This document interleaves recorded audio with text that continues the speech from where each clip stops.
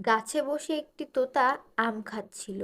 হঠাৎ করে এক ব্যক্তি নিচে এসে জোরে জোরে হাসতে লাগলো। তোতা অবাক হয়ে জিজ্ঞেস করলো, তুমি কে? আর এভাবে হাসছই বা কেন? ব্যক্তিটি উত্তর দিল, আমি মৃত্যুর ফেরেশতা। তোমার সময় শেষ হয়ে এসেছে, আমি তোমাকে নিতে এসেছি। এটা শুনে তোতা ভীষণ ভয় পেয়ে গেল এবং জীবন বাঁচানোর জন্য উড়তে লাগলো। উড়তে উড়তে তোতার নজর এক দরবেশের ওপর পড়ল। তোতা ঝটপট দরবেশের কাছে পৌঁছে বলল, বাবা আমাকে বাঁচান। এক ব্যক্তি আমার পিছনে পড়েছে আর বলছে আমার সময় নাকি শেষ, সে আমাকে নিয়ে যাবে। দরবেশ বলল, আমার হাতে এসে বসো, আমি তোমাকে 7 সমুদ্র পার করে গুহায় পৌঁছে দিচ্ছি। ওখানে তুমি সুরক্ষিত থাকবে।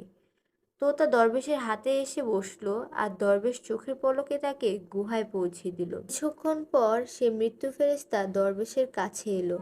দরবেশ তাকে জিজ্ঞেস করলো, তুমি কেন বেচারা তোতার উপর হাসছিলে আর কেনই বা ওকে ভয় দেখাচ্ছিলে? ফেরেশতা জবাব দিল, আমি মৃত্যুর ফেরেশতা। তোতার মৃত্যু খুব সন্নিকটে ছিল। ওর মৃত্যু গুহার মধ্যে একটি বিড়ালের হাতে হওয়ার কথা, কিন্তু ও গাছের উপর বসে আম খাচ্ছিল। আমি হাসছিলাম এই ভেবে যে এত ছোট তোতা কিভাবে 7 সমুদ্র পার হয়ে এত কম সময়ে সেই গুহায় পৌঁছাবে। কিন্তু যখনই তুমি ওকে পলকের মধ্যে সেই গুহায় পৌঁছে দিলে এবং তখন সময় শেষ হওয়াতে একটি বিড়াল ওর উপর আক্রমণ করেছিল এবং ওকে ওখানেই মেরে ফেলেছিল।